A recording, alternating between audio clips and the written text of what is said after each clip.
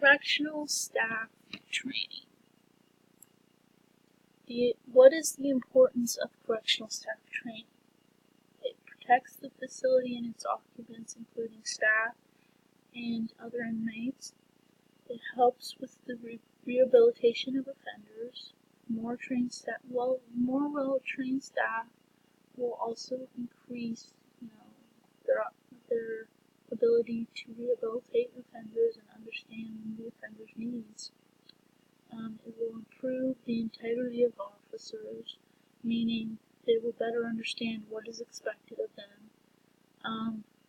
The procedures of the facility will be better enforced because they will know what the procedures are and understand exactly what they're supposed to do, and recidivism rates will decrease. Aspects necessary for proper training, and there will be enforcement of proper leadership skills. There must be a strong management team with great communication. Training must be a continuous process. All through their career, they must have training.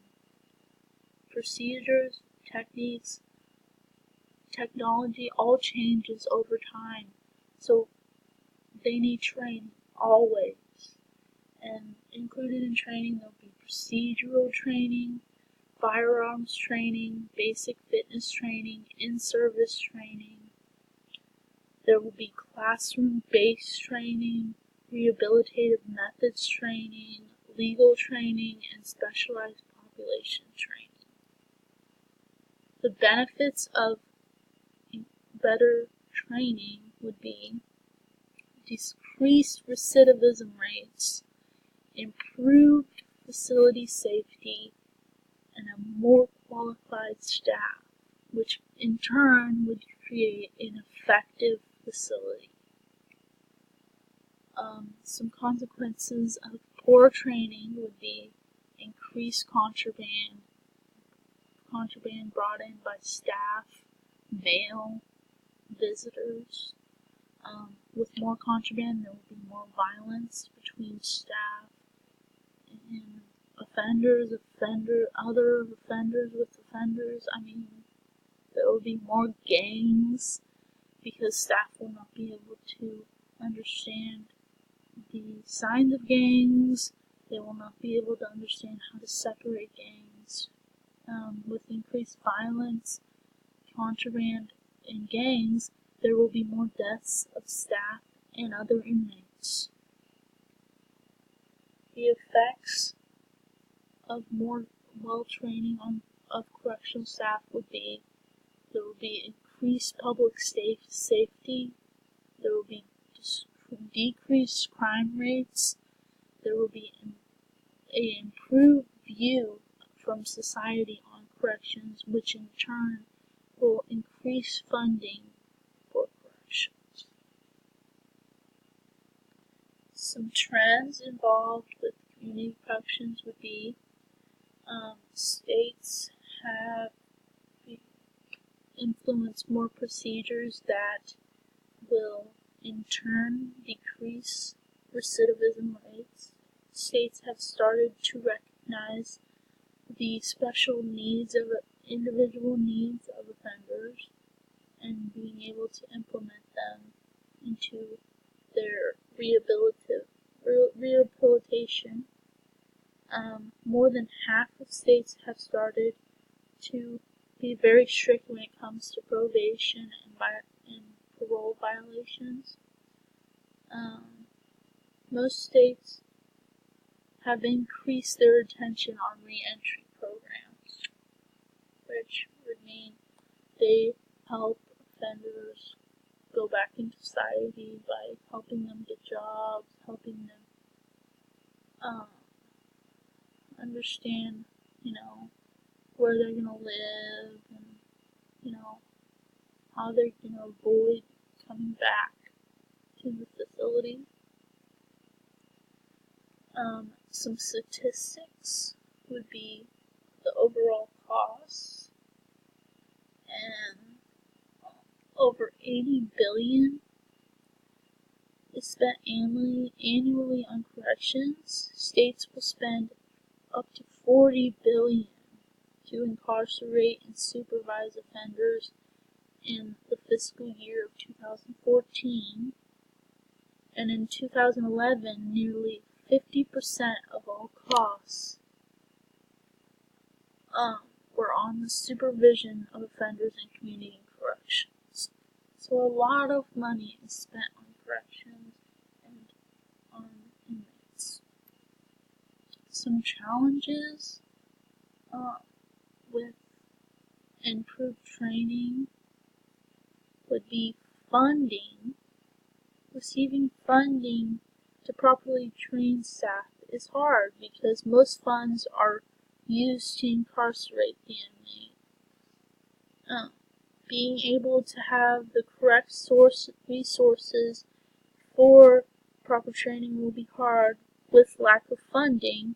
The staff screening process will cost more time and money just to find the proper candidates for the proper training.